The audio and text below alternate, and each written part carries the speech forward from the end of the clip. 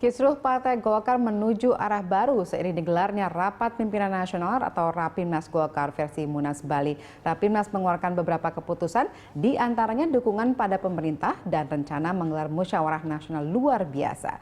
Rapimnas juga menunjukkan mesranya tim transisi dengan Golkar kubu Ical. Lalu bagaimanakah nasib kubu Agung Laksono? Kita akan membahasnya bersama pengamat politik yaitu J. Kustiadi dan Ketua Partai Golkar kubu Agung Laksono Aceh Hasan Sazili, dan nanti akan bergabung dengan kita dari Arena Rapimnas Ketua Harian Partai Golkar Munas Bali M.S. Hidayat. Selamat malam Pak Kris, selamat malam Pak Aceh. Ya, kami akan lanjutkan dialog nanti pemirsa setelah informasi berikut ini, yaitu informasi terbaru dari Rapimnas Partai Golkar versi Ical yang akhirnya menyetujui untuk menggelar musyawarah nasional luar biasa atau Munaslup. Awalnya 20 DPD menolak, 9 DPD menerima, dan sisanya yakni 5 DPD menyerahkan keputusan tersebut kepada DPP. Namun atas dasar menyelamatkan Partai Golkar, Munaslup akhirnya disepakati. Kepada seluruh ketua-ketua DPD 1 untuk lobi dengan ketua umum dalam rangka mencari solusi. Hasil lobi, sekalipun yang menolak itu sangat keras untuk tidak munas, tapi setelah ketua umum menjelaskan, daripada konsekuensi hukum maupun resiko-resiko politik, akhirnya telah diputuskan dari hasil lobi ini bahwa Rapimnas memutuskan, Ketua Umum Partai Golkar memutuskan bersama DPD 1 untuk diputuskan dalam Rapimnas nanti di paripurna ini, yaitu menyetujui dilaksanakan musyawarah nasional luar biasa dengan berpijak kepada keputusan hukum. Artinya bahwa harus ada legal standing yang dikeluarkan oleh Kementerian Hukum. Tetapi intinya Rapimnas menyetujui, Ketua Umum menyetujui diselenggarakan musyawarah nasional luar biasa. Waktu dan tempat diserahkan kepada Ketua Umum Partai Golkar Insinyur Abu Rizal Bakri selambat-lambatnya pada bulan selambat-lambatnya pada bulan Juni 2016 sebelum puasa. Baik, langsung saja saya akan tanyakan kepada Pak Aceh, gimana komentarnya? Munaslup jalan atau tidak? Ya, pertama-tama tentu alhamdulillah. Karena? Kubu Bali ternyata mau untuk musyawarah nasional. Itu kan sebetulnya ide tentang musyawarah nasional itu adalah ide yang memang sesuai dengan amanat Mahkamah Partai Golkar. Hanya saja munasnya ini ada kata lub di belakangnya. Luar biasa itu tentu punya konsekuensi hukum.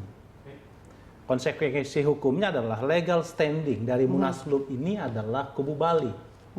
Tadi pernyataan Pak Nurdin Halid saya kira tegas bahwa dengan kesediaan untuk melaksanakan Munaslup, maka penyelenggaranya adalah hasil Munas Bali. Tentu bagi kami, jika legal standing dari pelaksanaan musyawarah nasional luar biasa ini adalah kubu Bali, itu tidak akan menyelesaikan masalah bagi solusi konflik di tubuh Partai Golkar. Kenapa? Karena jelas kalau Munas Bali sebagai legal standingnya, dengan sendirinya nanti kepesertaannya dari mereka, aturan mainnya juga dari mereka, dan kepanitiaannya pun juga dari mereka. Jadi konsep untuk bagaimana menyelesaikan konflik dua kubu ini tidak akan berakhir. Gitu loh. Nah, disitulah letak persoalannya. Ya bagi kami, ya kami berterima kasih bahwa yang namanya Pak Abu Rizal Bakri mau untuk melaksanakan Munas, tapi bukan Munaslup. Karena itu ada konsekuensi hukumnya begitu. Pak Kris, gimana komentar Anda? Sebelum berkomentar, saya kira kita harus ingat pakem politik. Apa itu? Tes pakem politik itu sebetulnya politik adalah pagelaran seni adu siasat, adu strategi, adu kecerdikan untuk apa? Untuk memperjuangkan cita-cita hidup bersama yang ideal. Jadi di situ ada adu siasat, adu strategi, adu kecerdikan di situ. Nah, tentu semula saya waktu mendengarkan secara cermat pidato Pak Abu Rizal di Rakernas, saya sebetulnya sangat mempunyai harapan besar dan bahkan sangat terharu bahwa Pak Abu Rizal akan mundur dari ketua umum. Tetapi saya mulai Karena saya terharu karena Pak Ufuk Rizal orangnya tokoh yang sangat dibesarkan atau dimalaikatkan di kubu Munas Bali, bahkan dia sangat dominan, tapi bersedia mundur. Itu bagi saya mengharukan benar, betul. Tapi saya mulai agak ragu-ragu pada saat tokoh sebesar ini, sedominan ini, ada 21 dari sekitar 30 berapa DPD provinsi 34 yang berani melawan. Tapi akhirnya tunggu dulu, setuju. berani melawan. Nah, berani melawan. Dua kemungkinan. Berani melawan itu karena memang DPD tidak digarap sehingga berani secara terbuka, secara umum melawan ketua umum, atau ini bagian daripada siasat. Oh, ada siasat apa? Oh, siasat, oke lah. Pokoknya ada skenario besar. Yang skenario besar setelah saya cermati secara agak utuh, skenario besar itu sebenarnya Rakernas itu adalah rute untuk mengukuhkan eksistensi kepengurusan Munas Bali, ya itu saja. Artinya apa? Artinya juga menurut saya akhirnya itu rute menuju jalan buntu untuk rekonsiliasi. Karena apa? Ada beberapa yang tadi sudah saya sebutkan bagaimana saya ragu-ragu dan tidak masuk akal saya bahwa ada DPD 1 yang berani melawan. Ini tentu bagian dari skenario itu. Nah, kalau logika ini diurut, oleh karena itu kemudian mundur pun bagi saya bukan mengharukan lagi, oh ini biasa, ini siasat politik saja. Mundur dari ketua umum, selalu bisa nanti ada posisi yang namanya bukan ketua umum, tapi kewenangannya melebihi ya daripada segala macam institusi pengambil keputusan di Partai Golkar. Nah, kemudian juga berikutnya tentu mensiasati itu absah. Tetapi kalau siasat dan mensiasati ini kemudian juga terdistorsi oleh kepentingan-kepentingan yang lebih kelompok, apalagi lebih pribadi, itu pasti disayangkan. Karena apa? Karena sebetulnya rakyat sudah begitu puluhan juta yang memilih Golkar yang sebetulnya menunggu kapan Golkar akan bersatu kembali. Untuk apa? Untuk melaksanakan fungsi-fungsi konstitusionalnya. Itu yang kita tunggu sebetulnya. Nah, kalau misalnya kita lihat nih sekarang Pak Aceh, tadi Pak Chris juga bilang bahwa ini adalah siasat. Nah, menurut Anda kemudian apa yang bisa kita baca akan terjadi dengan keputusan Munaslup ini diambil oleh kubu Munas Bali? Tentu konsekuensinya jika legal standingnya adalah Munas Bali, seperti yang saya katakan tadi, itu tidak akan menyelesaikan konflik yang terjadi di Partai Golkar. Kenapa? Karena nanti pertama kepanitiaannya. Kepanitiaannya pasti akan terdiri dari teman-teman yang ada di Munas Bali. Yang kedua adalah soal aturan main. Bagaimana mungkin akan tercipta sebuah Munas yang demokratis, yang akuntabel, yang terbuka dan transparan, jika proses pelaksanaan Munasnya nanti itu tidak melibatkan pihak-pihak yang bertikai. Yang ketiga, dari segi kepesertaannya pun, ini kan Partai Golkar ini kan sudah terbelah dulu. Ada Pak Agung Laksono, di bawahnya kita pun juga memiliki DPD tingkat 1, ada DPD tingkat 2. Jadi, dua pihak yang bertikai ini sudah sampai kepada level grassroots. Oleh karena itu, ini hanya tidak bisa diselesaikan hanya dalam penyelesaian satu kubu saja. Kita tidak bisa main catur sendiri di dalam proses penyelesaian Partai Golkar ini. Jadi harus melibatkan dua kubu yang bertikai itu.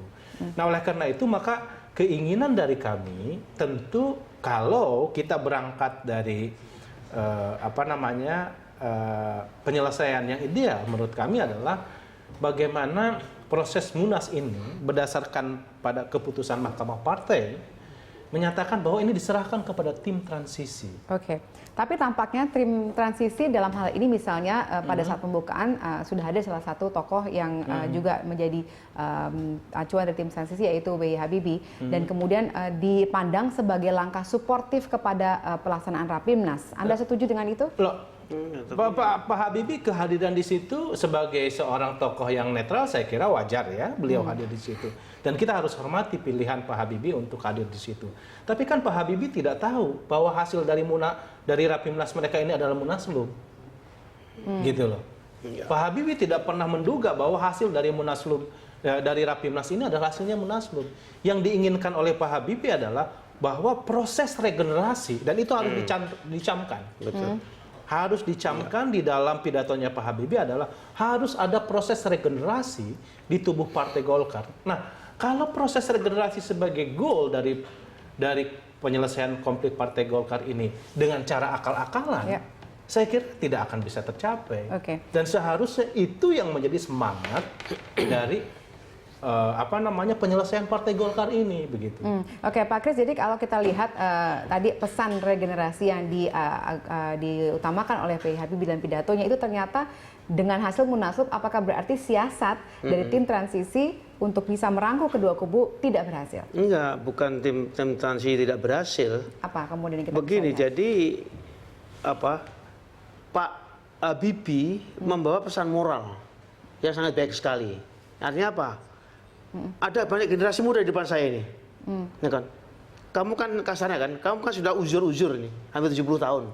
Bahwa yang muda-muda ini, ya, itu mestinya harus ditangkap. Terus andai kata mundur, dua-dua mundur, betul-betul mundur itu juga tidak kemudian mendapatkan posisi yang kewenangannya melebihi ketua umum daripada DPP yang baru. Tapi yang lebih penting adalah sebetulnya bahwa masih karena ada tim transisi yang sebetulnya tentu ada perdebatannya. Tapi sejauh yang saya cermati, tim transisi ini mempunyai aspek legal yang cukup kuat karena semua keputusan entah itu dari PT UN ataupun dari Jakarta Utara dan sebagainya sebetulnya menjurus kepada penyelesaian Golkar itu diselesaikan oleh Mahkamah Partai. Dan Mahkamah Partai itu sudah dibentuk berdasarkan keputusan di kepengurusan Rio, ya kan? Dan pengadilan Jakarta dan tidak pernah dibatalkan itu dari segi apapun. Dan ini sebetulnya tim transisi ini sebetulnya mempunyai otoritas berdasarkan ketentuan aturan hukum yang kita sepakati bersama. Nah, kalau tim transisi ini kemudian juga yang melakukan bukan munaslup, menurut saya ini lebih cair. Kenapa lebih cair? Karena tim transisi ini adalah isinya menurut saya orang-orang sudah merasa generasi masa lalu yang hanya menginginkan bahwa bagaimana ini Golkar jadi satu. Ya kan? Ini saya kira poin ini penting sekali. Karena apa? Karena menurut saya pemerintah pun tidak ada kewenangan untuk memberikan legitimasi yang legitim ini Munas Ancol atau Munas Bali tidak ada. Oleh karena itu biar ke pengadilan dan pengadilan pun sama, Mahkamah Partai yang selesaikan. Tidak ada pengadilan mengatakan ini loh yang sah. Loh, kalau Mahkamah Agung itu kemudian juga mencabut kepengurusan Munas di mana dia di Ancol, pertama alasannya adalah kenapa itu tidak mempunyai efek apa-apa. Ini adalah perkara perdata yang diajukan. Yang saya tahu seperti itu. Bukan soal-soal partai. Ya. Yang kedua, Mahkamah Agung tidak pernah juga menghidupkan kembali kasarnya Munas Bali. Tidak ada. Tapi tidak pernah itu. Hari ini ternyata keputusannya adalah mereka tetap akan melaksanakan munaslup. Dan aja. Sepertinya menyerahkan keputusan itu atau mengenai sah tidaknya kepengurusan ini kepada Kemenkumham dengan pernyataan bahwa hari ini akan mereka mendukung pemerintah dan kemudian legal standing dari Kemenkumham akan memberikan kesahan terhadap pelaksanaan munaslup. Potong kuku saya, pemerintah tidak akan mengakui Munas Bali. Oke, kita bahas nanti setelah jeda berikut. Tetap bersama kami akan kembali usai jeda berikut ini.